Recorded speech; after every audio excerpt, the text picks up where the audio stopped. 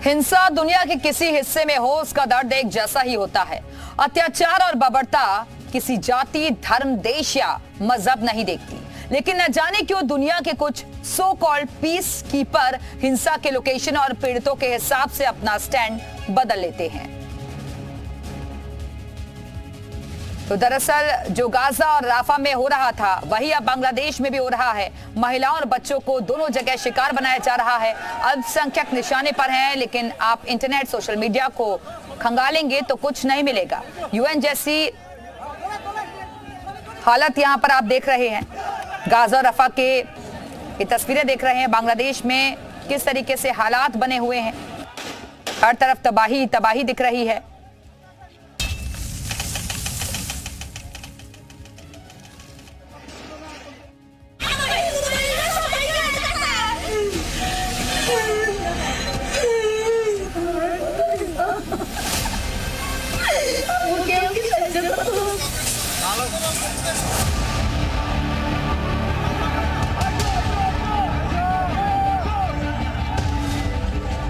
एक तरफ हिंदुओं पर बर्बरता, दूसरी तरफ खूनी अत्याचार से बचने के लिए सीमा पार करने के लिए छटपटाहट। ये महज तस्वीरें नहीं, ये सवाल है दुनिया भर से, सभी कथित शांति दूतों से, इंस्टाग्राम पर थीम और मीम पोस्ट करने वाले सितारों से, और ऐसी दफ्तर में बैठकर सेक्युलरिज्म पर आर्टिकल लिखने वाले एक्टिविस्ट से, कि जिन्हें गाजा और राफा में हो रहे हमले नजर आते हैं।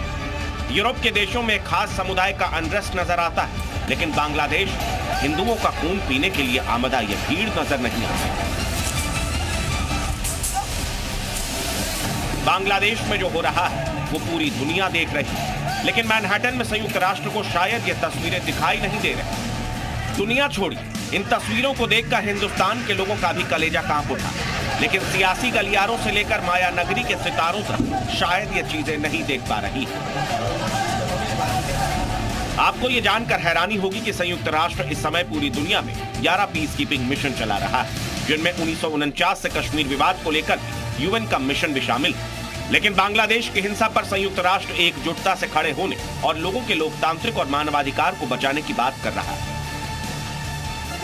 हिंदुओं पर हो रहे अत्याचार से बांग्लादेश की 8% आबादी यानी 1 करोड़ 30 लाख लोगों पर जान का खतरा है। जी न्यूज ने बांग्लादेश से सटे मालदा जाकर जब बांग्लादेश से आए कुछ लोगों से बात की, तो लोगों ने बताया कि बांग्लादेश में पाकिस्तान की आजादी के नारे लगाए जा रहे हैं। मालदा के सीमा से घुसपैठी घुसने की संभावना है, ऐसी सेंट्रल एजेंसी की रिपोर्ट मालदा पे आई है, और इसके बाद हाई अलर्ट जारी किया है बीएसएफ वालों ने बॉर्डर सिक्योरिटी फोर्स का बहुत ज्यादा बढ़ा दिया गया है। अपनी जान बचाने के लिए बांग्लादेश की बड़ी आबादी अवैध तरीके से भारत में घुसपैठ की कोशिश करने में लगी। कल शाम भी कुछ ऐसा ही, जब बंगाल बॉर्डर पर 500 से 600 लोग इकट्ठा हो गए जो भारत में घुसने की कोशिश में थे, लेकिन सुरक्षा के लिहाज से इन्हें रोकना जरूरी था। कड़ी मशक्कत के बाद बीएसएफ ने इन सभी लोगों को वापस भेजा। वहीं बांग्लादेश के एक और सीमावर्ती जिले जलपाईगुड़ी में लोगों को घुसपैठ का डर सता रहा है। लोगों ने बीएसएफ की तारीफ करते हुए घुसपैठ पर सख्ती की भी अपील की। तो लोग किसी दिन से घर में रहने नहीं सकता है, उनका टारगेट करके घर बारी लूट कर रहा है, उसका जान ले रहा है, धन संपत्ति लूट कर रहा है, महिलाओं का ऊपर अत्याचार हो रहा है, इसलिए वो लोग इंडिया भागने के लिए कोशिश कर रहा था। एक तरफ बांग्लादेश में हिंदुओं पर अत्याचार हो रहा है, वहीं घुसपैठ की वजह से भारत के लिए बॉर्डर खोलना जोखिम भरा फैसला हो सकता है। ऐसे में यह बहुत जरूरी है कि ग्लोबल लेवल पर पीड़ित हिंदुओं की आवाज सुनी जाए और वहां उनकी सुरक्षा सुनिश्चित की जाए। मालदा से रंजॉय सिन्हा और सिलीगुड़ी से प्रदुत दास के साथ ब्यूरो रिपोर्ट, जी मीडिया।